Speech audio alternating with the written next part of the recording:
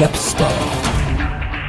Casque obligatoire pour nous accompagner ce soir. On se lance sur une piste verglacée à 2 ou à 4 dans un sport qui ramène de nombreuses médailles olympiques à la Suisse.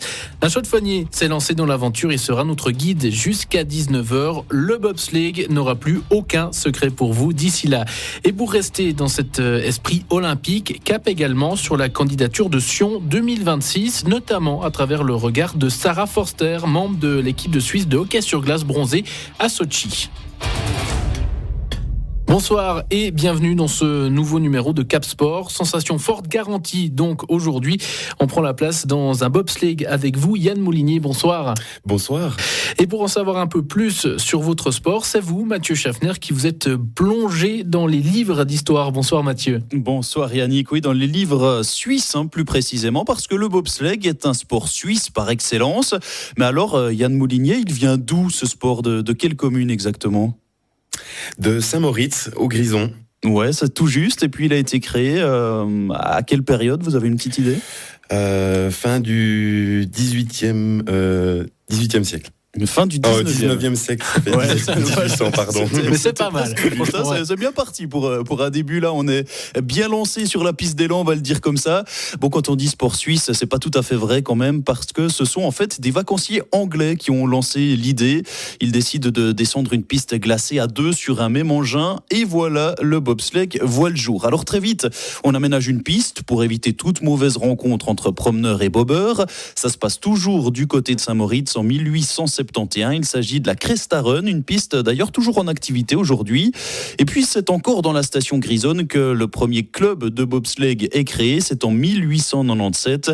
Il faut attendre le tout début des années 1900 pour voir une première piste se construire, cette fois-ci hors de Saint-Moritz. Et depuis, Mathieu, le bobsleigh n'a jamais cessé de dévaler les pistes, c'est ça ? Ouais, c'est exact, Yannick. Le bob s'est développé, même très développé. Il intègre les Jeux Olympiques en 1924 à Chamonix. On commence par le bob à 4.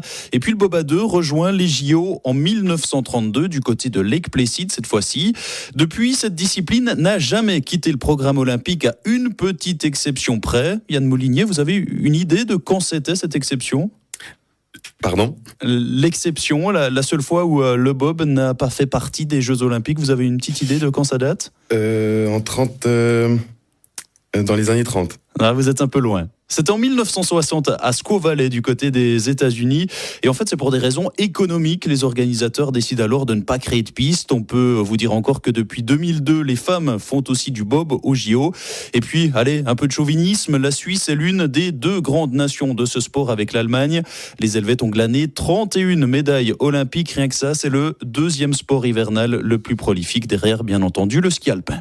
On l'a bien compris, Mathieu, le bobsleigh est donc ancré dans la culture sportive suisse. Et puis, depuis 2 ans maintenant, un sportif de la région a rejoint le mouvement. Et Yann Moulinier, comment vous êtes-vous retrouvé dans ce sport, dans cette discipline ? C'est Beat Efti, mon pilote, qui nous a invités à participer à un concours en 2015, un simple concours de poussée de bob à plat. J'y ai pris part et à ma grande surprise, j'ai été sélectionné car j'ai fini dans les 3 premiers. Et depuis là, on est parti sur les pistes déjà en camp d'entraînement avant de commencer la Coupe du Monde, la saison 2015-2016. On va peut-être écouter un petit extrait. Écoutez bien, on verra si ça vous rappelle quelque chose. Écoutez le son de la Jamaïque, de toute la planète, les gens ne reviennent pas. La Jamaïque aussi devant une équipe. Toute la planète demande à quoi ça arrive. Car le Jamaïque a bobsleigh sur le front de risque. Yann Moulinier, est-ce que ça vous dit quelque chose, cette petite chanson ? Oui, ça me dit beaucoup de choses. Ouais, c'est le film Rasta Rocket, l'histoire de cette équipe jamaïcaine qui participe au JO en bob à 4. D'ailleurs, ce film, il est sorti l'année de votre naissance. Vous avez grandi avec, il vous a donné envie, dès le plus jeune âge, de vous lancer aussi dans ce sport ? J'ai grandi avec, je le regarde chaque année. C'est vrai qu'il m'a fait rêver, mais on va dire qu'il m'a pas donné vraiment envie parce que je pensais ce sport, entre guillemets, inaccessible.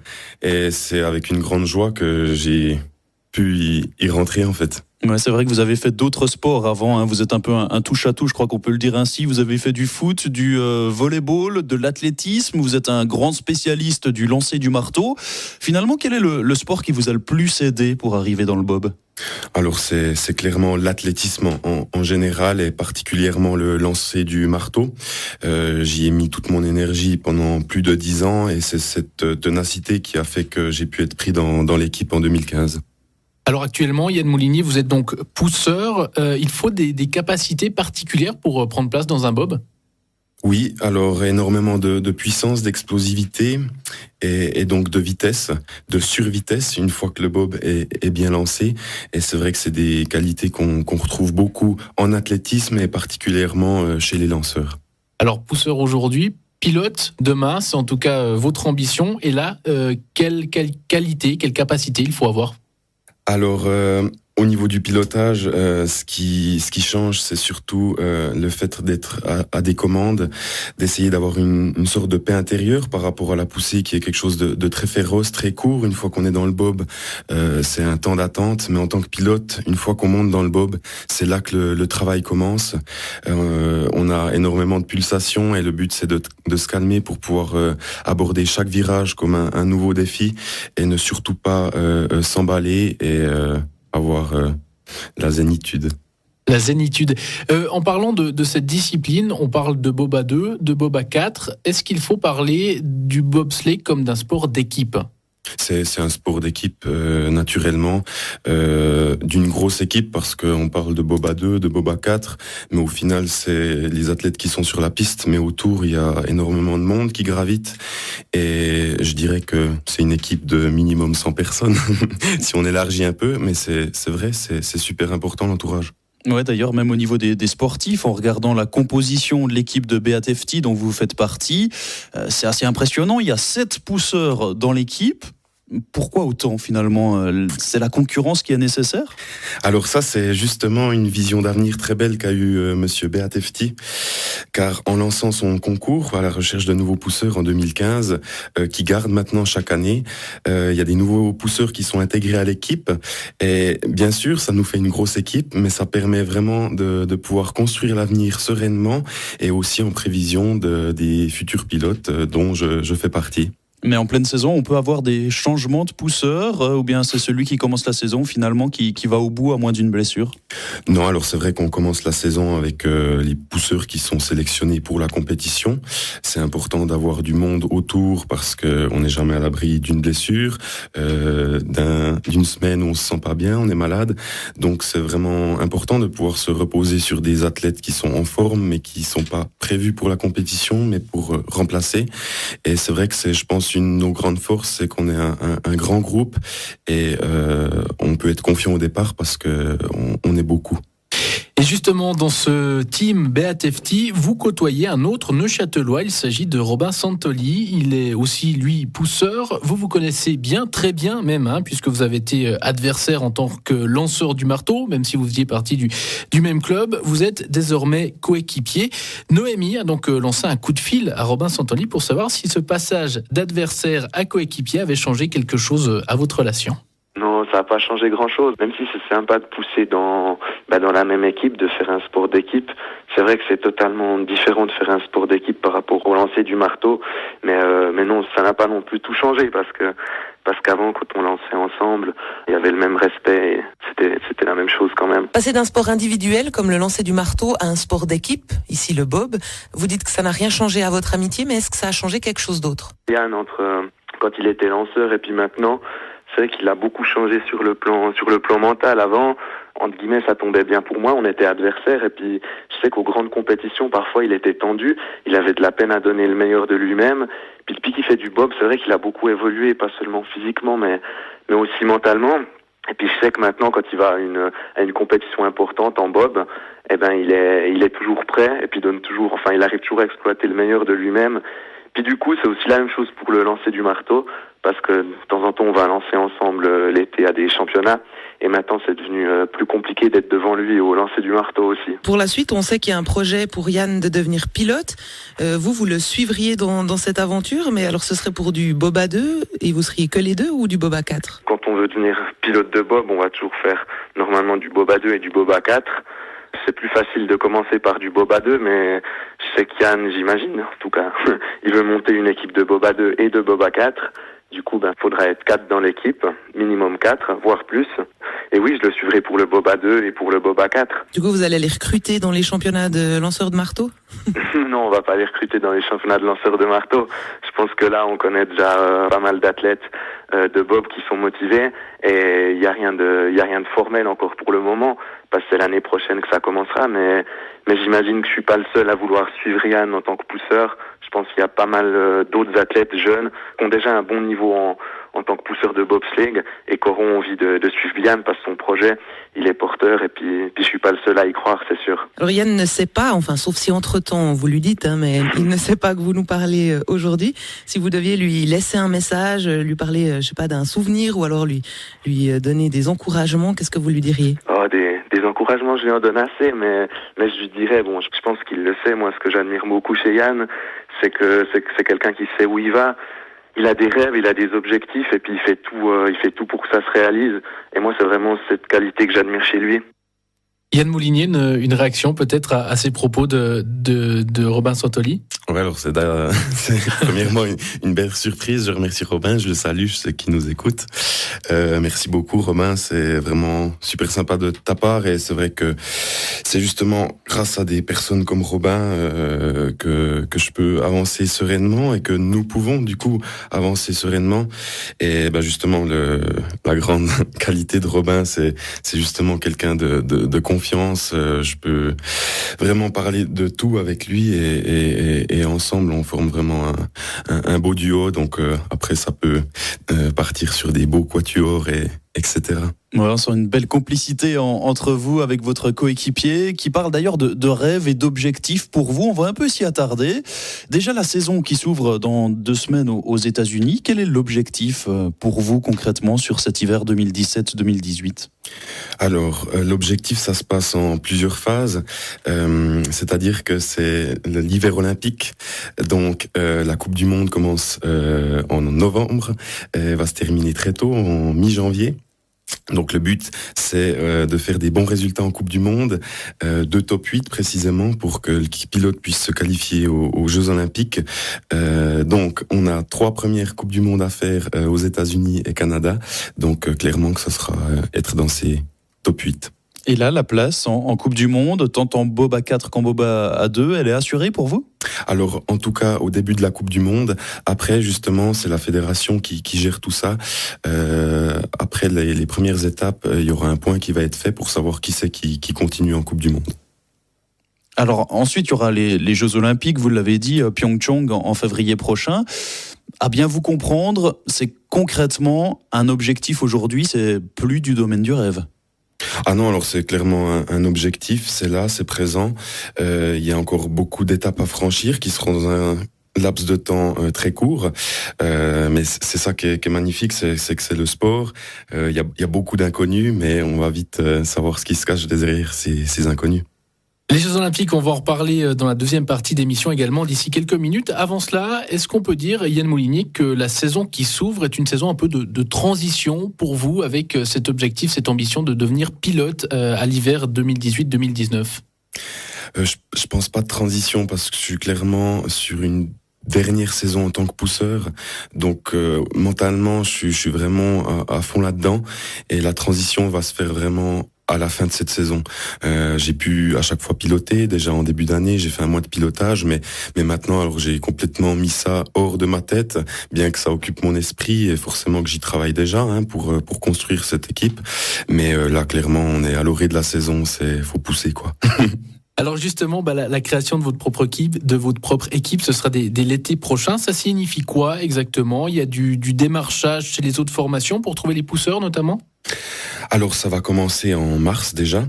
Du démarchage, justement, je pense qu'avec notre équipe actuelle, on a beaucoup d'éléments. Donc normalement, on va pouvoir continuer à évoluer avec le groupe qu'on est actuellement. C'est ça qui est aussi c'est une belle force pour nous parce qu'on a déjà l'habitude de se côtoyer. Il y a un coach, etc. Donc on va en fait continuer le travail qui a commencé. Je pense que c'est très important. Et naturellement, on va commencer en mars par déjà découvrir quelques pistes américaines, cette fois en tant que pilote. Donc là, j'aurai la joie de côtoyer Robin pendant quelques semaines aux États-Unis. Donc à bien vous comprendre, en fait, vous allez tout simplement vous prendre la place de Beat FT. Disons que ce sera un passage qui va être fait. Ce qui est génial, c'est que Beat FT restera aussi dans le coup ces 4 prochaines années. Et ce qui est génial aussi, c'est qu'au niveau du matériel, j'utiliserai le même qu'on utilise actuellement. Donc c'est vraiment un passage en douceur qui va se faire. Devenir pilote, pour vous, ça a toujours été un but dès le moment où vous vous êtes assis pour la première fois dans un bob ? Non, pas du tout, parce que j'étais déjà tellement heureux d'être pousseur, je me suis dit pilote, mais c'est encore un autre monde. La fédération m'a approché, m'a dit que en tant que bon pousseur, je pouvais tester le pilotage. J'ai testé et ça m'a tout de suite plu. Et après, ce qui m'a plu, c'est justement ce qu'il y a autour du simple fait de piloter. C'est toute la gestion et création d'équipe et tout ce qui s'ensuit, parce qu'au final, c'est 1 minute, une descente en bob, mais l'année, elle en compte plusieurs des minutes. Et puis on a entendu tout à l'heure Robin Santoli dire que c'était peut-être plus facile de se lancer dans le Bob A2 en tant que nouveau pilote avant le Bob A4. Pour quelle raison ? Alors, j'ai commencé en plus par du monobob, donc tout seul. C'est tout simplement parce que le poids est moindre et le bob est moins grand. Donc, au niveau des courbes, etc., c'est beaucoup plus maniable. Après, une fois qu'on fait du monobob, faut relativement passer assez vite au bob A2, qui se rapproche vraiment de ce qu'on a en compétition. Et après le bob A4, on rajoute quand même plus de 200 kilos. C'est plus long, c'est beaucoup plus difficile à manier, donc c'est clairement en bob A2 qu'il faut commencer. Et justement, cette structure, le Bob Team Moulinier, doit vous mener aux Jeux Olympiques de Pékin en 2022. C'est un objectif certainement pour vous. Expliquez-nous peut-être le cheminement pour y parvenir. Ouais, alors exactement. Donc, ce sera une nouvelle Olympiade qui va commencer. Je vais commencer avec de la Coupe d'Europe l'année prochaine, sur 1 année, 2 ans, pour ensuite atteindre la Coupe du Monde et ainsi se qualifier depuis la Coupe du Monde au JO 2022.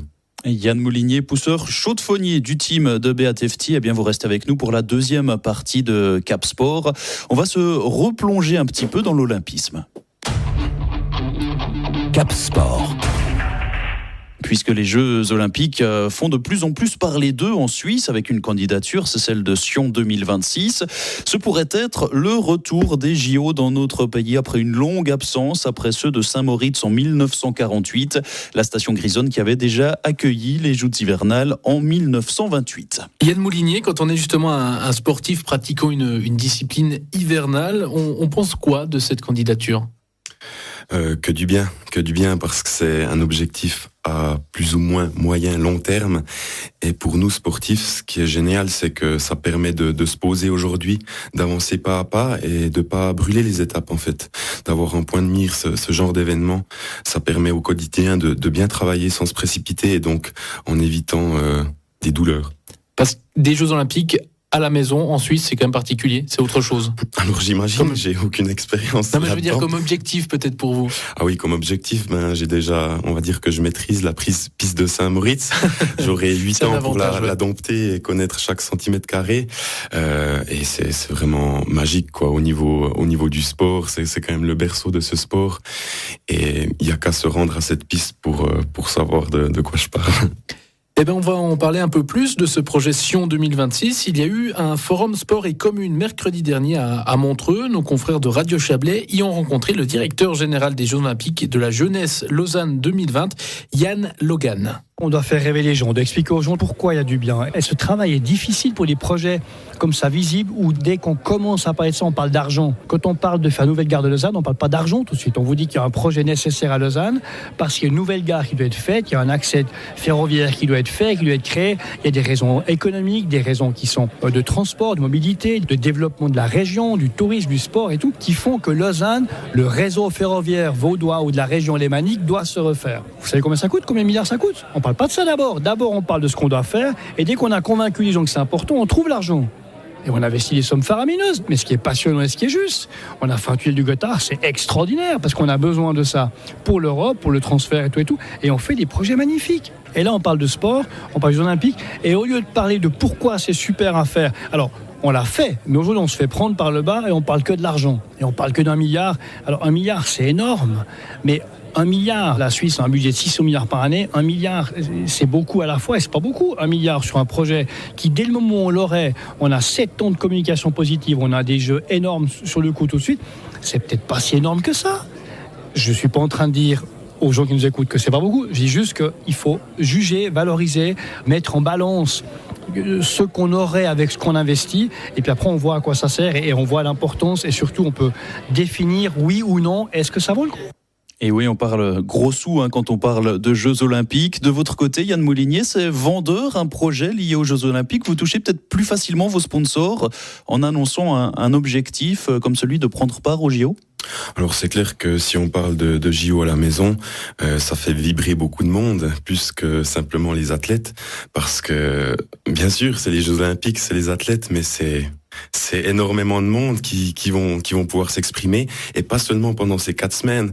Ce qui est beau, c'est que les 4 semaines, c'est la finalité, mais c'est un projet qui va s'étaler sur plusieurs années. On a déjà commencé, parce que rien que le fait d'en parler, c'est déjà des discussions, c'est déjà une émulsion, et c'est ça qui est magnifique. Et les JO, d'ailleurs, la jurassienne Sarah Forster y a pris part. C'était il y a 3 ans et demi à Sochi avec l'équipe de Suisse féminine de hockey sur glace. On l'écoute. C'est un rêve pour tout athlète. Je pense que ça, c'est une émotion qui est indescriptible parce que les Jeux Olympiques sont une expérience unique. C'est vrai que pour moi, c'était l'image de 2 rêves en un. Déjà, le premier rêve de pouvoir y participer et le deuxième rêve, une récompense peut-être inattendue, cette fameuse médaille autour du cou.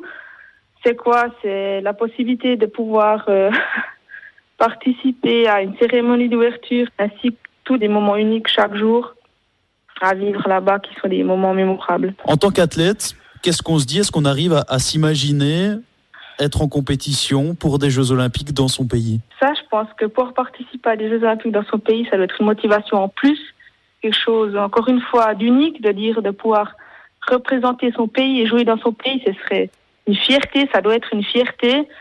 Et puis, je pense que dans 8 ans et demi, pour moi, ça sera malheureusement trop tard. Mais si j'avais la chance d'y participer, ce serait juste quelque chose d'incroyable. Un rêve, quelque chose d'incroyable. Ces propos de Sarah Forster, ça donne les frissons, Yann Moulinier? Ça donne les frissons, ça donne envie, c'est clair. Après, bien sûr, alors le fait que ça soit à la maison, il y a peut-être énormément d'avantages, de choses magnifiques, mais peut-être que ça a aussi quelques inconvénients. Mais ça, il faudra les vivre pour pouvoir en parler. Bon, Robin me disait gentiment que je résistais bien au stress, donc du coup, je suis motivé.